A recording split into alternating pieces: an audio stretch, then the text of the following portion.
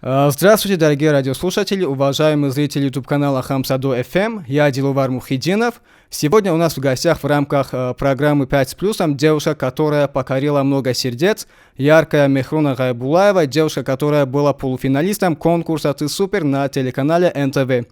Здравствуйте, Мехруна, я приветствую вас в нашу студию. Как чувствуете себя, как ваше настроение? Привет, все хорошо у меня, у вас как? Все отлично, давайте так начнем. Расскажите пару слов про себя, про свою жизнь, про свои биографии.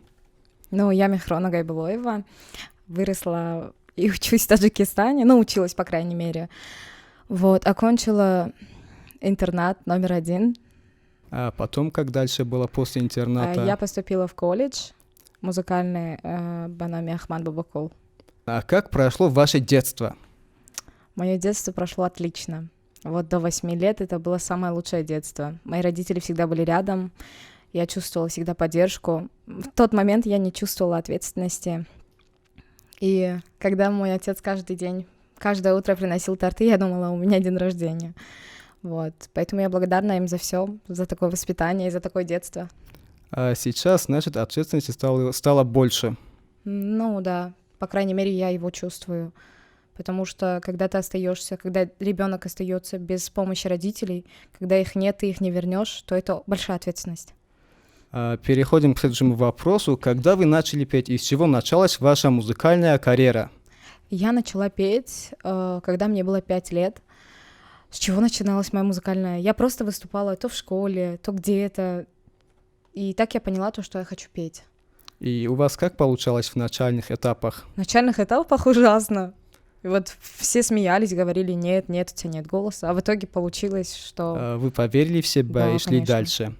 Скажите, пожалуйста, почему вы стали именно певицей, а не дипломатом, экономистом или учительницей? В чем особенность этой направления? Я могу ответить кратко, когда мои родители были живы, смотря на отца, я очень хотела быть военной, именно служить. Но был момент, когда мама включила телевизор, и по телевизору показали Нюшу, певицу. И это была ее первая песня «Вою на луну». Почему-то, когда я ее увидела, она меня вдохновила очень. И тогда я решила стать певицей. Вам кто-нибудь помог, чтобы стать певицей? Меня никто. А вы сами? Да, потому что после смерти мамы и отца все очень изменилось. Я понимала то, что никто меня не поддержит, никто меня не продвинет, никто не поможет. А кто-нибудь был против вашего выбора, например, родственники или друзья? Говорили вам, петь это не твое? Да, но не то, чтобы петь это не мое, мне говорили то, что этим ты не заработаешь, этим далеко не пойдешь. Я все равно говорила то, что это мой выбор, хотите принимайте, хотите нет. Вот. А кто-нибудь, кроме вас, из ваших близких, интересуется музыкой? Нет, абсолютно. Из семьи только вы занимаетесь. Да. А что вас интересует, кроме музыки? Чем занимаетесь, кроме музыки, по сей день? Честно скажу, меня ничего не интересует, кроме музыки. Это честно. Мне все говорят то, что займись хоть чем-нибудь. Но я понимаю то, что у меня не получится взять какую-то другую работу абсолютно. А во время отдыхов, выходных? Я даже во время отдыхов просто сижу, слушаю музыку, чтобы выучить что-то, чтобы как-то изменить, что-то как-то спеть. Вот я только задумываюсь об этом. Мне даже говорят, книгу прочитай, я говорю, нет, я хочу музыку послушать. А с друзьями проводите время в какие-нибудь прогулки у вас или пикники намечаются или нет? Знаешь, сейчас я объективно понимаю, что у меня друзей нет. Есть девочка, которая меня на данный момент поддерживает. Мы с ней можем куда-то сходить, поговорить о чем-то, но при этом я понимаю то, что вот здесь у меня нет друзей, потому что, как говорится, друзья познаются в беде, а когда у меня была беда, их не было. Вот. Значит, у вас осталась только одна подружка.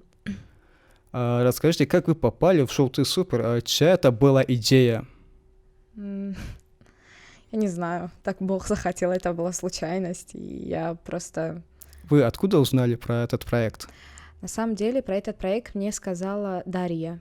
Ее зовут Дарья, вот, и она сказала, просто подай заявку.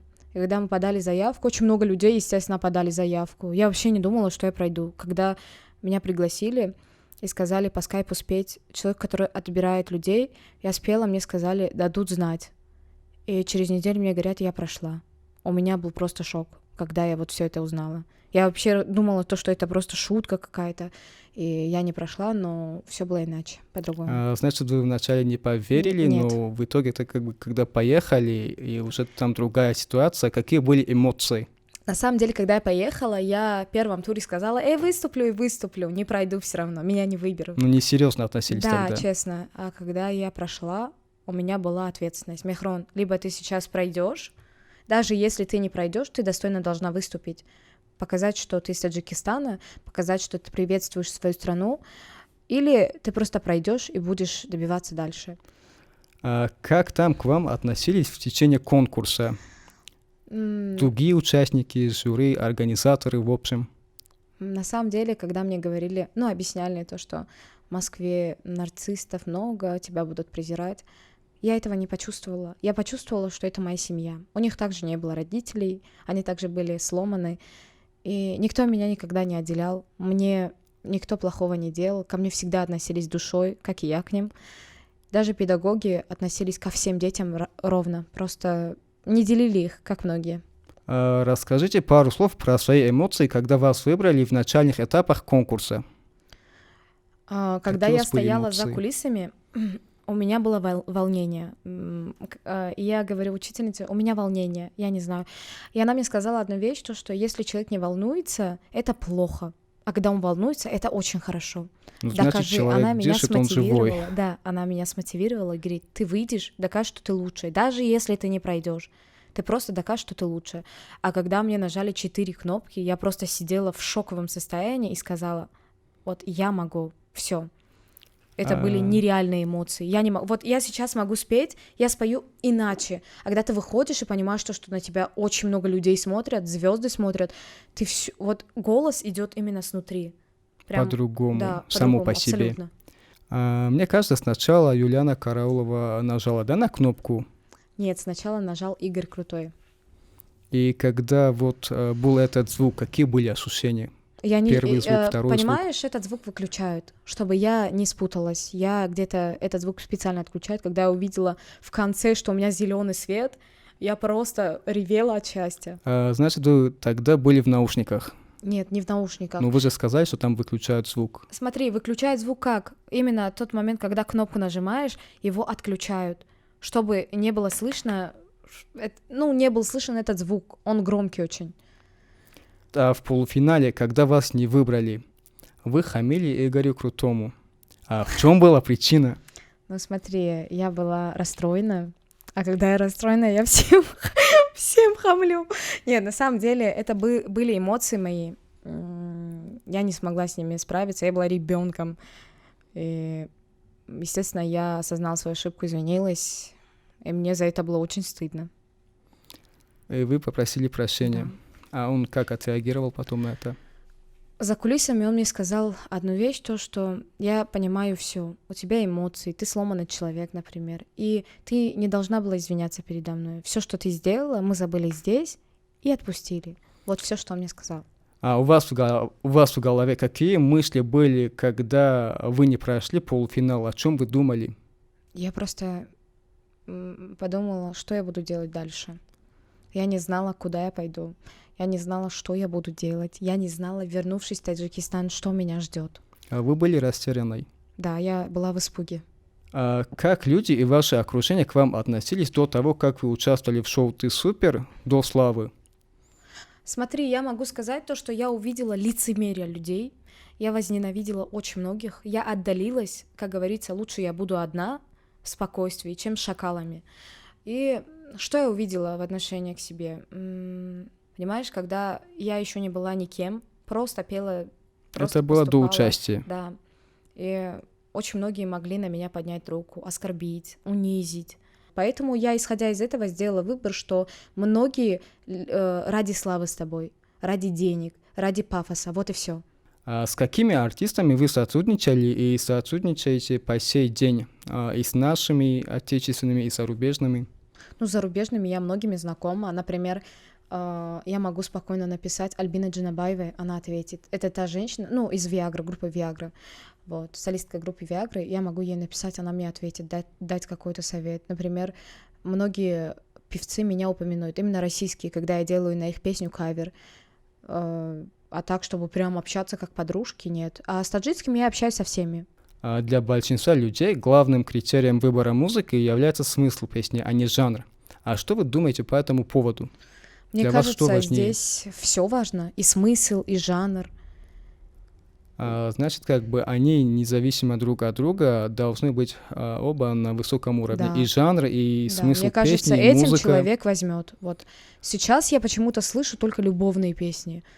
И я почему-то хочу, если у меня будет авторская песня, посвятить ее родителям, именно маме и отцу. Почему-то я очень этого хочу, и я уверена, что в скором времени у меня будет авторская песня именно про родителей. Потому что многих я заметила то, что на данный момент сейчас люди не ценят то, что имеют. То, что рядом с ними мама, то, что рядом с ними отец. Я бы, например, вернула время назад, и я бы провела, вот хоть и 8 лет, но провела бы их, я не знаю, самым лучшим образом. Мне кажется, вот то, к чему нужно стремиться. А сейчас я вижу только неуважение к родителям, поэтому я бы хотела людям пожелать, чтобы они были добрее, чтобы они ценили родителей и свое время. А что бы вы могли советовать молодым людям, чтобы так не поступали? Была ситуация, когда мальчик, мне, например, я плакала очень долгое время, потому что если бы была жива моя мама, я бы сделала все, чтобы она не плакала.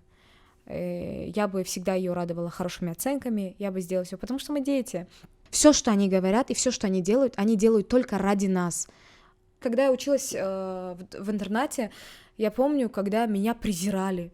Это кто-то интернатская, это этот. И меня ранило, знаешь что, когда к детям приходили какие-нибудь там тетя, бабушка, там, я не знаю, мама или кто.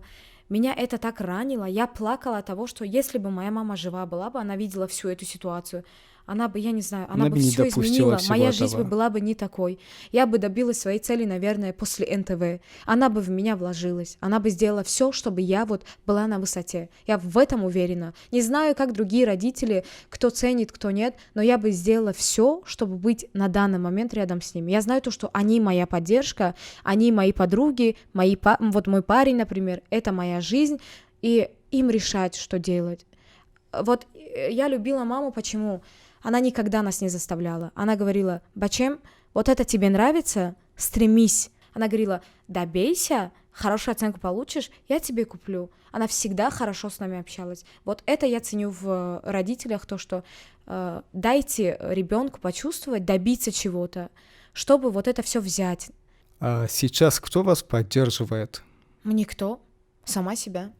А родственники, они Нет. хотя живы, как бы, они Они просто живы. навещают вас или звонят? Была ситуация, когда меня родной же дядя выгнал, когда я была без ничего, я не знала, куда мне пойти. Он меня выгнал. А когда вам сколько лет было? Тогда мне было уже где-то, вот это было год назад. Он меня просто вот так на волю отпустил, и говорю: я приехала, у меня были проблемы, я сейчас не могу себя содержать. Он мне говорит: давай. Поэтому я живу своей жизнью, я ни на кого не надеюсь, я знаю то, что даже самые родные могут тебе нож в спину засунуть. Поэтому я не зацикливаюсь на этом. Сейчас я, например, вижу несправедливость, большую несправедливость, потому что людям так глаза замкнуло, что им кроме денег ничего не важно. Ни чувство людей, ни чувство то, что у них... В общем, какие у вас планы в дальнейшем? Выйти замуж, карьера, личная жизнь? Выйти замуж я об этом не думаю. Это пока мне не нужно.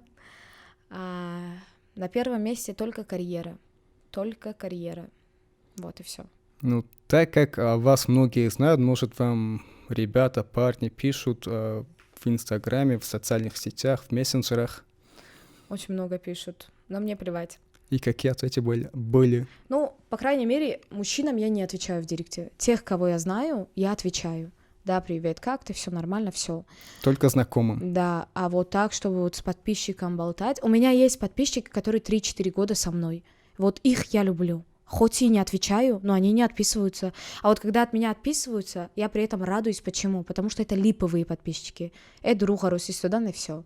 А своих я очень сильно люблю. Моя аудитория меня видит вот такой. Они не видят меня: ой, ты такая скромная. Они видят меня такой, какая я есть. Они меня за это любят, они меня за это принимают. Вот за что я их люблю. За то, что они верные. А то, что мне пишут мальчики, я на это даже не обращаю внимания. Мне неинтересно. Например, как бы есть молодые талантливые ребята, просто которые хотят с вами подружиться. Тут что можете сказать? У них есть Подружиться? шанс или нет? Нет, конечно, я дружу. Я, например, знакомства какие-то есть. В плане, имею в виду отношений, нет. Я сразу блокирую, либо ограничиваю доступ. Ваша первая песня была песня Полины Гагариной, да? Мгм. А вы сейчас можете как бы пару отрывков от этой песни спеть? Ладно. Дышать тобой до боли, до хрипоты, дыханием одним не могу согреться, и догорают сами собой мосты. Когда у тебя такой микрофон, такой чистый звук, это совершенно другие эмоции. Когда я на сцене, я понимаю то, что это ответственность. Ты должен выйти, доказать то, что ты лучшая, все. Неважно, даже если тебя перепоют, но ты знаешь, что ты лучшая, все. Это самая лучшая мотивация. Я еще помню, пару лет назад был Summerfest, тут у нас в Душанбе. Вы там участвовали, да? Это, скорее всего, было Да. после участия на НТВ. Да.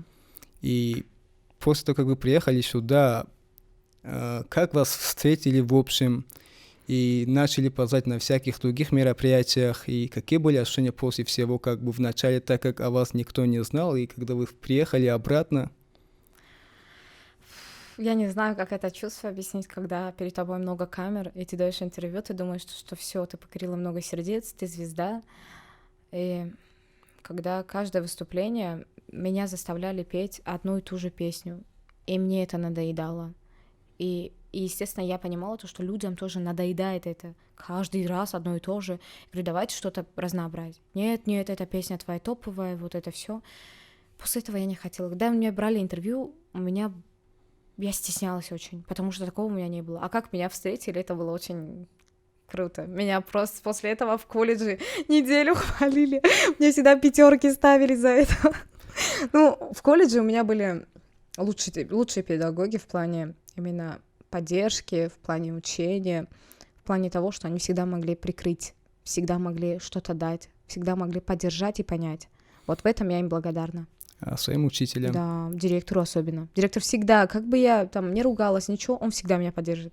А какие у вас были эмоции, ощущения, когда вы представляли нашу страну? На самом деле, когда я туда вышла, я думала, это просто сон. Это сон, который я вижу. Я вообще не верила в то, что я вообще выступаю в таком месте. Думала, Мехрон, ты спишь еще. Когда я выступила, я же говорю, это совершенно другие эмоции, которые я не могу тебе передать. Например, сейчас как бы мы много замечаем, молодежь интересуется как бы рэпом сейчас. Как вы относитесь к Моргенштерну? К Алишеру. Да. Я отношусь очень хорошо к его творчеству. Я отношусь то, что... Знаешь, что мне в нем нравится? Его честность и открытость. Ему плевать на хейт и на то, что ему говорят. Он делает просто невероятно клевую музыку. И даже хейтеры, которые его там обсирают, слушают его же треки. Он лучше, мне кажется. Он был кем? Он был никем. Но он доказал, что он может. И вот эта часть его мне очень нравится. Он круто все исполняет, он круто свою работу делает. И то, что сейчас у него миллионы, и многие завидуют, он это заслужил. Он до этого... Мы откуда знаем, какой он путь выделывал? Очень долгий, наверное. И он добился то, чего хотел.